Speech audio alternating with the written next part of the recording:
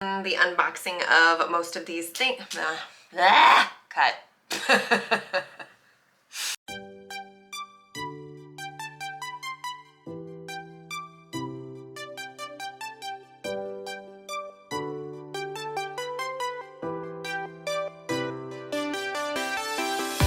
Hello you guys, welcome back to the channel. Okay, I've got something fun for you guys today.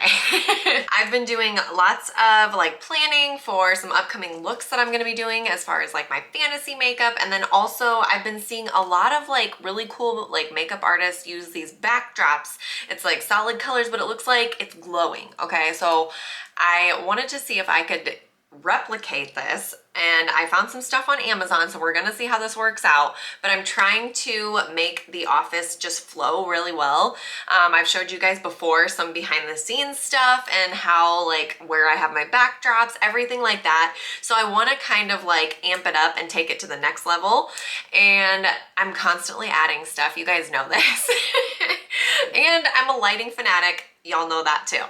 So I'm gonna show you guys the backdrops that I ordered, a couple other things that I ordered, and then just a couple things I ordered for these fantasy looks that I'm gonna be doing. Okay, so first I'll show you a couple of the things that I ordered for the fantasy looks, okay? I ordered these like jewels for the face, okay?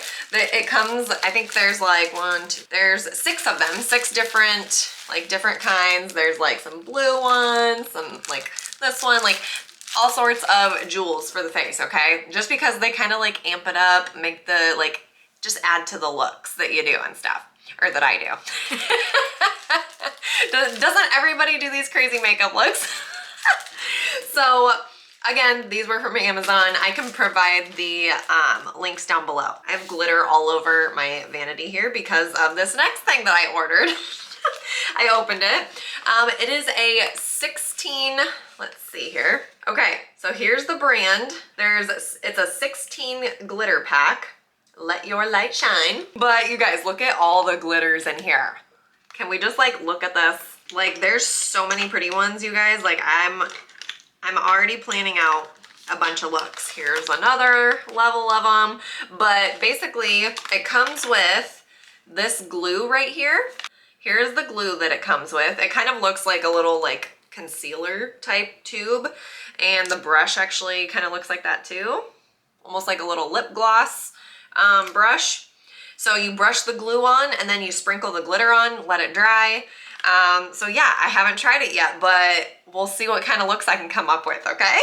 And for those of you asking, because I have a lot of people that will ask me like, oh, what kind of face makeup do you use for it? What kind, like for my fantasy looks and stuff that I do, especially when I do like the really highly pigmented ones, like the zombie one that I did, the pop art zombie, like I'll have Joe put a picture here.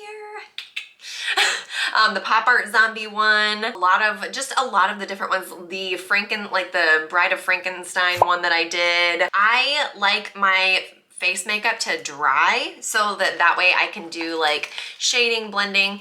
If I use the cream, like the oil-based ones that don't dry, they tend to smudge, or like if you're working on it for a long time and you start sweating like I do, it'll start running, like anything like that. But here's more of like the oil-based ones that I will use sometimes. But like I said, these aren't my go-tos. My go-tos are more so like the cream compacts like these. So this is what it looks like, okay? And then this is the brand. Maron has so much makeup for these fantasy looks and stuff that I do, Halloween makeup, all that stuff. But I like these compacts because yes, it's a cream compact. So funny story, I got really mad when I first tried to use this. I was like, this stuff is like dried out, it's crappy, like, oh my God, they sent me old stuff. No, it comes off a little bit when you rub it like this, okay? But to really get the pigment, you actually need to add water. So I grab like a kabuki brush. Like here's one of my really dirty ones that I still need to wash. That is from this one right here. And I would dip this in water, and then I rub it around in the compact, then I apply it, and it will dry on my face, okay? So that's how I get the really highly pigmented looks, are these cream compacts. I have a green one, a blue one, a white one, black, And I think I even have a red one as well. I don't have it in here, but I have a red one too. So there are a couple other colors I'm wanting to get for some looks that I have coming up, but that's gonna be coming. Otherwise, I just want to go through and show you guys because I have so many people that ask me like what I use for these looks. I do like to do some of my shading and adding the higher pigment colors with this right here. This was actually a gift from a friend. It's called Clean Color, and it's clean with a K. And this is the Pro Bold palette. It's just got some really like bright pigments to it. And then this one is actually a really inexpensive palette that I found off of Amazon. That one I will link to. This one is called Beauty Glaze. The brand is Beauty Glazed, and it's called Color Fusion. And look at all these colors, you guys. And like, no, it's not the best eyeshadow out there, but for some of these fantasy looks that I do, they work beautifully. Just to add that pigment and really make things pop. So there are matte colors, there are a few shimmers. I think this whole row right here is the shimmers, and then everything else is matte. So that's another palette that I reach for a lot when I'm doing my fantasy looks. So just wanted to show you guys those things, okay? So the next thing that I got here, this box right here, what is this? It's an Uplight. I'm so excited. So this is kind of what I thought would give me that like glowing type background. I don't know what these makeup artists are doing for this like glowing background, but this was my idea. I was like, okay, this is what they have to be doing. They have to have some kind of light maybe behind their backdrop, in front of their backdrop. So we're gonna play around with a few things and we're gonna see if we can get this to look like it's like a glowing background. So let's take this light out of here, give it a look over, and then I'm gonna show you how I'm gonna set everything up. Okay, so here is what the Uplight looks like. And it looks like you can kind of like tighten the sides to get it to stay facing one way. So these two things on the sides here. This I also got from Amazon. Light bulb goes there, in case you didn't know. It does have a cord on it, and then it also has one of these clickers right here. I think this one was supposed to be kind of like a dark brown, which it is. It looks more black when you initially look at it, so if that matters to you, it is a dark brown, so it looks almost black. So just a heads up. I don't really care. I just wanted the light.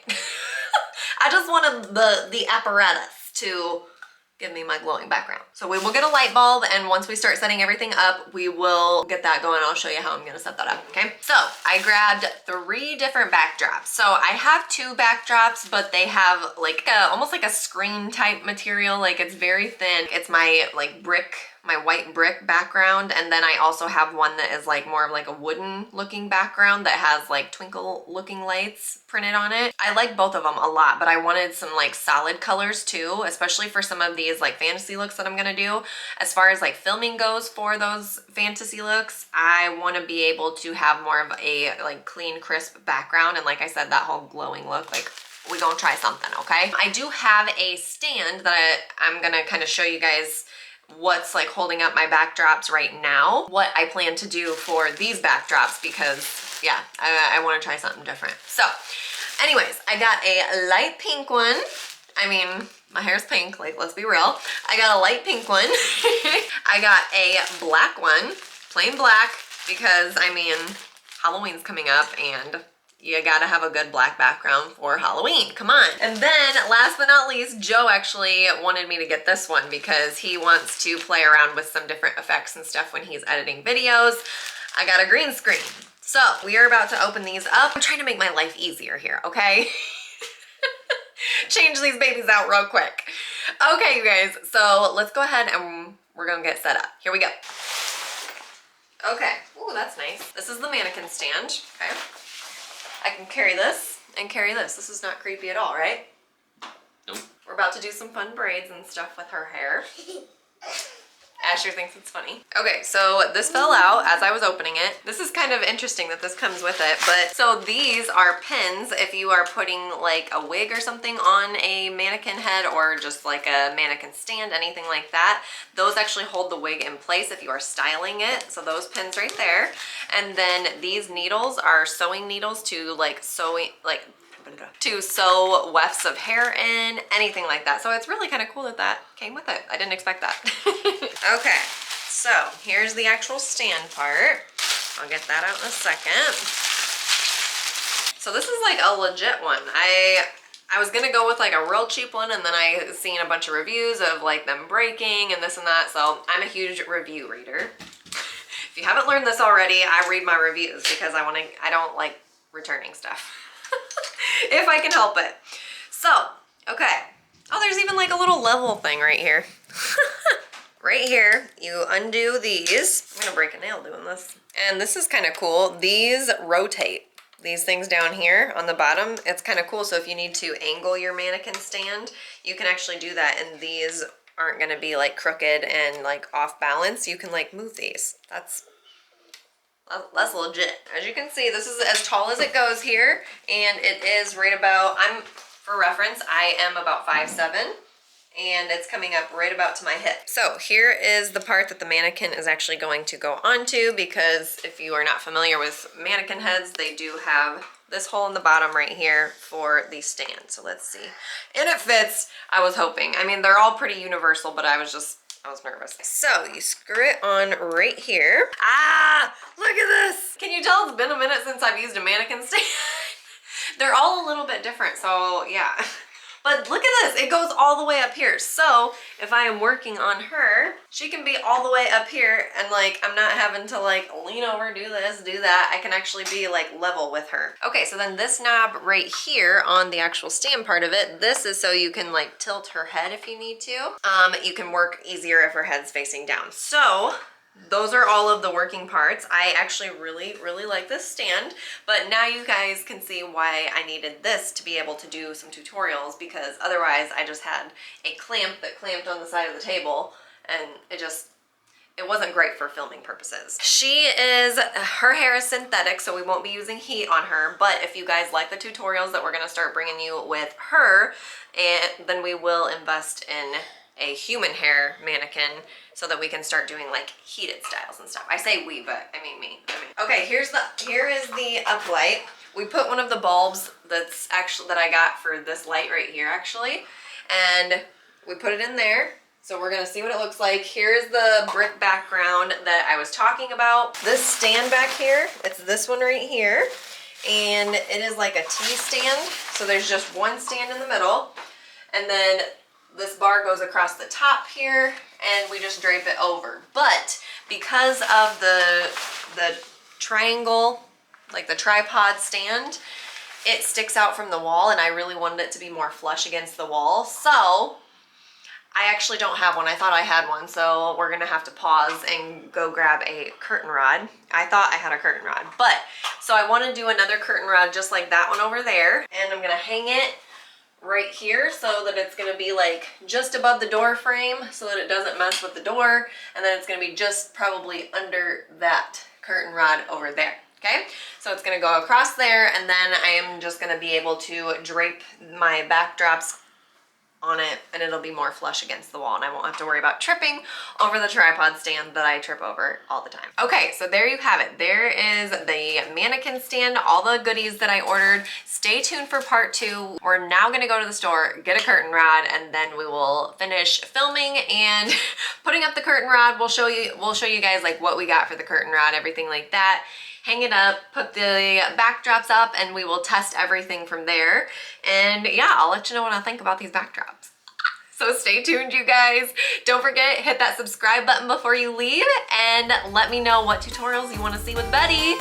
It's coming, y'all. Okay, see you guys next time. Bye.